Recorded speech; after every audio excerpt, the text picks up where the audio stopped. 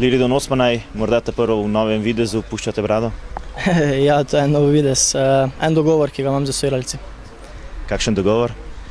Ne bom ga razkril, počakal še bom nekaj časa za to razkritje. Na zadnji tekmi ste končno zadeli v polno, sedaj se bo verjetno odprlo. Ja, res je, zadel sem v polno, upam, da se bo odprlo. Na treningu delam dosti na tem, tako da upam, da to ni bil zadnji gol. Zadnjo zmago ste na lestvici skočili na 3. mesto. Zelo lepo je pogledati na tabelo. Ja, vsi smo zelo presrečni za to 3. mesto, vendar mislimo, da tukaj ni konca.